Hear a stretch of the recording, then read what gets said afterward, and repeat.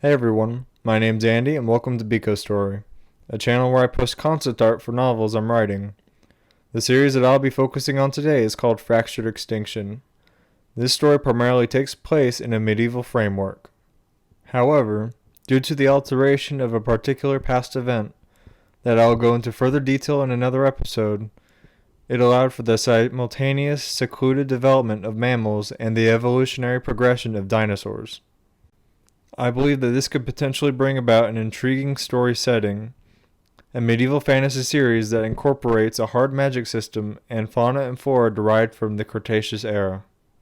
For this episode of the series, I'll be introducing you all to the evolutionary descendant of a Styracosaurus, a species that falls under the family Ceratopsidae. Out of the many environmental pressures that befell varying mammalian species, I believe grasslands were a significant alteration to the global ecosystem. Therefore, similar to modern grazing mammals, I believe that such ecological forces would have heavily influenced different species of dinosaurs. Consequently, it has led me to develop the following conceptual design for a modern ceratopsian. As you may be able to tell, it is quite different from that of its ancestor, yet it holds remarkable similarities to today's fauna. I believe that varying animals will naturally progress to a particular body plan to improve their effectiveness in a niche. Therefore, I concluded that an elk's figure would have been a likely path that some ceratopsid species would have followed. This is ultimately the culmination of said thought process. Now that I've introduced the animal to you, why don't I go over its features? First off, we'll review its head. As many of you might have already noticed, it is reminiscent to the common ceratopsid.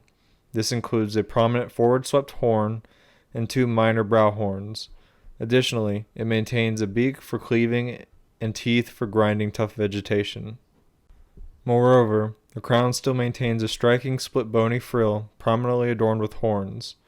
Proceeding past its head, we come up to its lithe and muscular torso and legs. Said characteristics provide it with the agility and speed to outmaneuver potential predators. When it comes to its feet, it has gradually evolved to mimic the hooves of ungulates while still retaining their multi-toed and padded feet. Now onto its tail. It serves as a counterbalance, defensive measure, and was reduced in size to better match its current dimensions. For the next trait, a few may find it to be a divisive choice, yet I believe that it follows a ceratopsid's natural progression. This species and others in the novel will take place in arboreal forests and taigas near the Arctic. On top of this, I believe that varying climate phenomena would have selectively brought about a coating of semi-plume down and bristle feathers. Such adaptations would have been beneficial to form a barrier to retain body heat and can be bluffed to disperse heat. Furthermore, the bristles on its tail serve as a defensive mechanism to protect its rear, while its horn protects its front. When all of these features are pieced together, I believe that it forms a cohesive creature, one that I've named the Schisthyresaurus or split-shield lizard. Well, that'll be it for today's video. Remember, if you enjoyed this episode, then don't forget to give the video a like and subscribe to the channel if you would like to see more content like this. The next video will be one of my interpretations of a wyvern. If you liked any of the art displayed in today's episode, then please give Tapwing on DeviantArt a visit, as she was the one to interpret my words into the beautiful renders you saw. Now, I believe that's it.